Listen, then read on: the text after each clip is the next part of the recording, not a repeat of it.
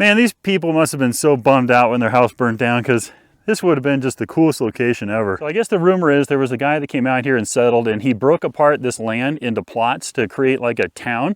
And that's it. Dinner is served.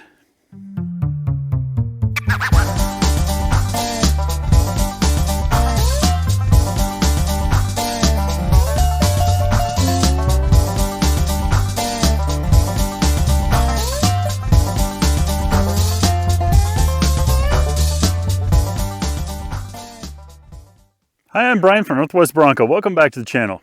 So I'm back here in the Oregon Desert for a 2-day and 2-night trip. So what we're going to be doing today on this trip is simply going on this road, which is actually the original Highway 20. The new Highway 20 is a couple miles north of here. So as you can imagine, because this is such an historical road, they've had some pretty historical things off to the side of it. And then finally, I want to end this at the town of Imperial, which is a town out here in the desert, believe it or not, that has a really interesting history I'll tell you about, and a couple hundred people living out here. So after we get done searching for and hopefully finding those historic spots, we're actually going to find a place to camp out here. And believe it or not, I'm actually going to cook dinner tonight instead of doing Mountain House, so I'll show you a little bit of a camp meal. All right, so it's about 1:30 in the afternoon. It gets dark around 4:30, so we're gonna make our way down the original Highway 20 here and see what we can find.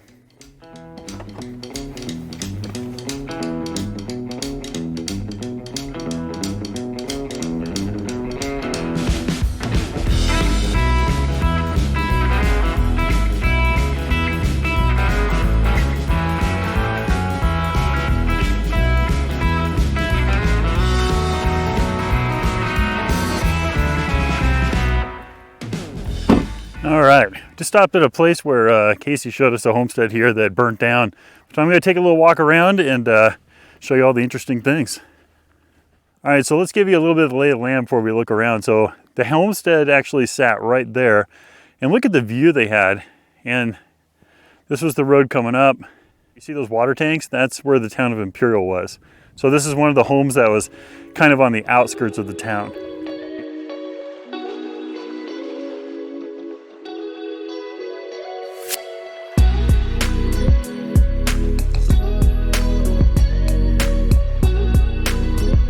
Here we have all kinds of cans, lots and lots of cans, and these are the solder bottom cans.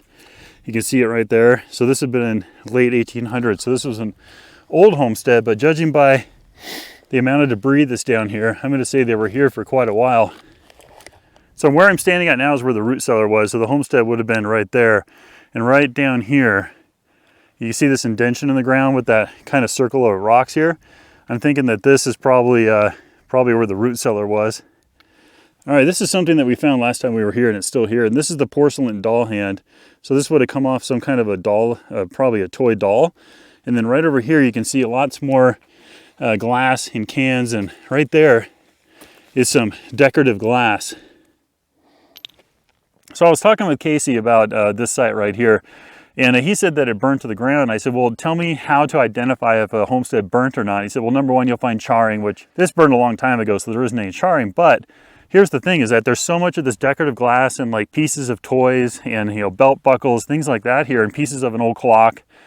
He said that's kind of a sign that the place burned down, because most of the time when people move, they bring their cool stuff with them. They don't just leave it. So, but the stuff that wasn't flammable, you know, is still laying here on the ground where the homestead was. They didn't necessarily pick up and move. This place burned down, leaving all this behind. Now, normally, when you come up to a homestead site, it'll just be a pile of wood or the frame where a homestead was.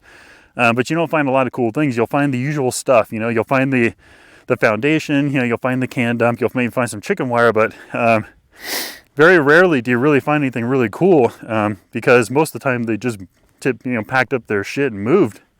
Here's something interesting. I don't know exactly what this is, but it's metal, whatever it is. And it looks a little bit high-tech for back in the day. So if you can identify what this is, put it in the comments below. But it's really quite cool. Here's an interesting one. You can still read it. Looks like a baking powder top. Here we go. This is cool. It's a part to a lantern. You can see this is the bottom where the wick would have come up. These wires would have held the globe. And this is right in the root cellar. Right here, doorway. So I'm wondering if this lamp sat right in the doorway here or in the root cellar to light it up. You know, being out here with Coyote Works, you know, Casey from Coyote Works is a lot of fun because you'll come out and look at stuff like this and you'll try to put together a story. And I remember the story he told for here. You know, it's probably not really what happened, but you know, it's kind of entertaining anyway. But it says, well, because there's this lantern right here with the wick and this place burned down, his story was someone came into the root cellar at night to grab something and then knocked their head on the lantern here and it fell to the ground, torched off the whole root cellar here, catching the homestead on fire, and that was the end. So that was the story he came up with. I like it, you know, sure, I'll bite. Man, these people must have been so bummed out when their house burned down because this would have been just the coolest location ever. But we gotta get rolling because we need to go look at the town of Imperial still, and then we gotta find a place to camp, and it's 3 o'clock. So we have about, I'm gonna guess probably 2.5 hours, 2 hours left of daylight. So let's roll on down the road.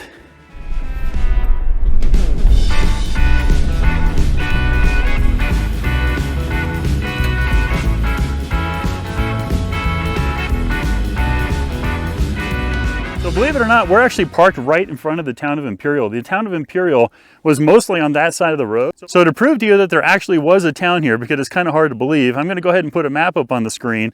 And where we're parked is actually right in front of the school zone, which right behind the camera here is where we're going to take a little bit of a look, because I've actually found a stove back there that most likely went in the school. But you can see from the map that this entire back area actually was plotted out to have individual properties. So we're gonna go ahead and take one more look around, and then we need to head off to camp. All right, it's kind of hard to see, so I'm gonna put the drone up and give you a better shot of it, but there's a very faint foundation, stone foundation, that's right here where the school, right in the middle of the school district zone. And right here is a stove door that's in the foundation, right here. So I'll bet you this was the school, obviously, because it's in the middle of the school zone. And this is the door that went to that stove. So I'm actually squatting where kids once sat, most likely, to learn. But I need to tell you a little bit of the history about Imperial. I don't know a lot about it, but I know enough where I can give you a few small details. So I guess the rumor is there was a guy that came out here and settled, and he broke apart this land into plots to create like a town.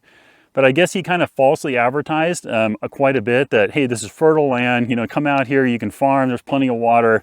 Lots of resources. It's like a dream world out here. So a whole bunch of people bought up a bunch of the properties out here. And I guess the guy kind of boogied out of town and took the money and ran. And then everything kind of transferred back over to the regular dry climate. Because when people settled this area, it was a lot wetter. Out of total coincidence, it was wet when everybody got here. And then it dried up like between 2 and 5 years later. And that's why there's so much stuff around there where everyone just had to move because you couldn't farm, you couldn't do anything out here. So there was only a handful of people that made it out here. I guess after the guy sold all these properties, he kind of skedaddled, and all these people in the town were left with a dried up chunk of land. All right, so I just scanned this entire area with the drone, and I've actually never done that before. That was the first time. And I was able to see a couple foundation outlines, but one in particular stood out. And it's quite a ways out here, but I'm gonna walk out and find it and show you what's there. And right here is this giant hole. Now, I don't know if this is a well or if, like a town well, because it's pretty big, or if it's a root cellar, but I really don't know which one. But if I had to guess, because of its size, it's most likely possibly the town well.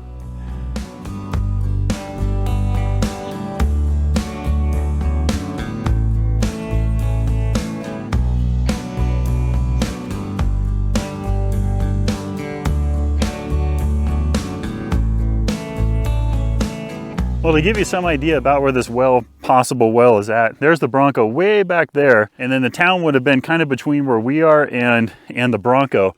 But, you know, it's kind of weird the well would be way over here, but if it is a well, or it's just a giant root cellar, who knows. But I'm going to keep looking around and show you anything I find that's interesting.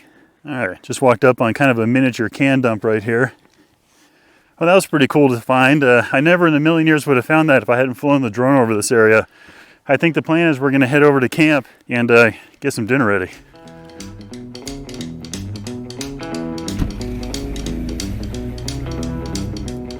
You know, looking for stuff in the desert, especially in an area like this, the sagebrush hides everything, so it's really hard to see anything unless you have a drone to look down to do a little recon, or you just have to have your boots on the ground just walking back and forth, looking in an area, gridding. But I need to come back here again sometime for sure and look a little bit more closely, because I have a feeling there's a lot more stuff to find.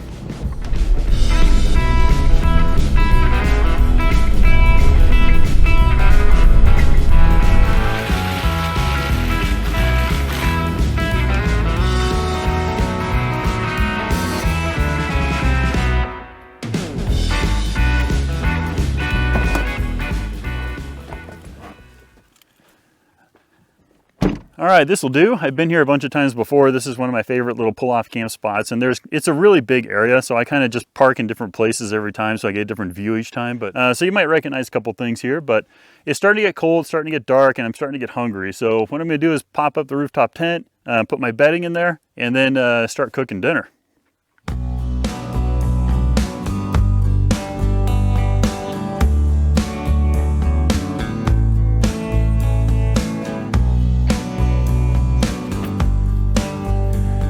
All right, so believe it or not, I'm actually not cooking Mountain House for dinner tonight, which is amazing. I'm actually going to cook a little camp meal, and this is the same meal I think I made in the last trip, or maybe the one before that. But what I have here is some ribeye steak that's cubed up and salt and peppered and garlic powdered. So we're going to cook that up in the pan, and once that's cooked up, then we're going to do a can of sweet peas, and then we're going to do a can of Bush's original baked beans, and it all just going to go into one pan. So let's go ahead and get this party started.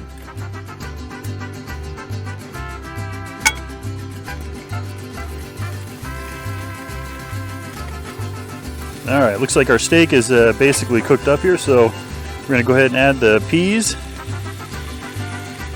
All right, looks like our peas are about warm here, so we're gonna go ahead now and add the baked beans. All right, we got everything nice and warm, so now we're just gonna add a little bit of seasoned salt and a little bit of pepper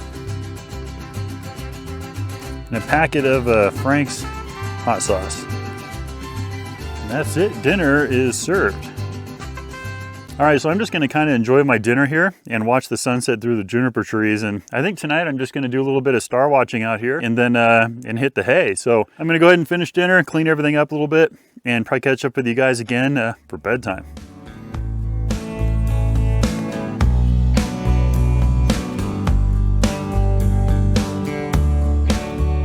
All right, everybody, it's about 9:15 and we're up here in the rooftop tent. Everything's starting to freeze outside, but I got my Cupid heater going here, just warm the tent up, and I got my electric throw inside the sleeping bag, so I'm gonna have a good night tonight, no matter how cold it gets outside. But the big question is everything gonna freeze inside the tent here with the condensation? I don't know, we're gonna find out. And we have snow in the forecast too, so when I wake up in the morning, I'm not really sure what we're gonna find when we unzip the flap, but we'll find out tomorrow morning. So I'm going to go ahead and hit the hay, and I'll see you guys in the morning for breakfast.